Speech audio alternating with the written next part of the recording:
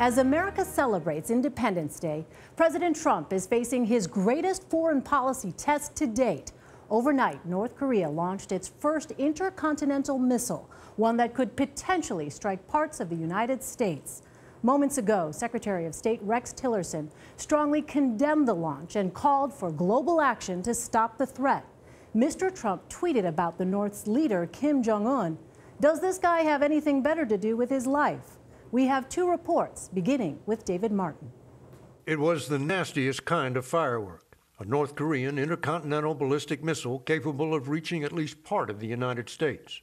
The missile only traveled 600 miles because it was launched at an extremely high angle, but it flew for 37 minutes, long enough to be an intercontinental missile.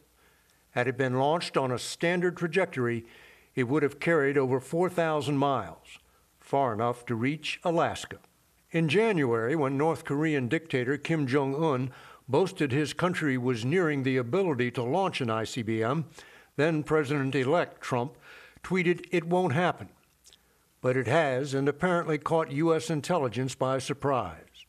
The U.S. Pacific Command initially said it was an intermediate-range missile, but that assessment was later revised, and U.S. officials now say all indications are it was an intercontinental ballistic missile. One test does not mean North Korea suddenly has a reliable nuclear weapon capable of reaching U.S. soil.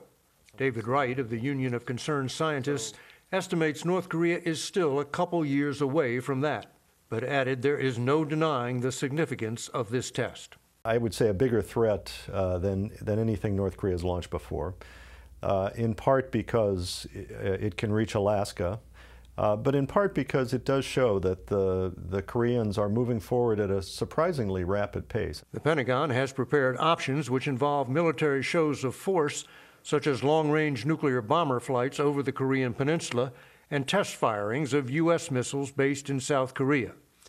But one official said the options do not include actual strikes against North Korea, although he would not rule out the possibility of covert cyber attacks.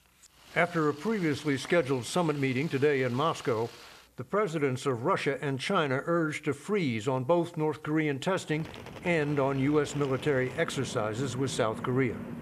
The aim of a freeze would be to buy time for all sides to negotiate a way out of an impending collision between Donald Trump and Kim Jong Un.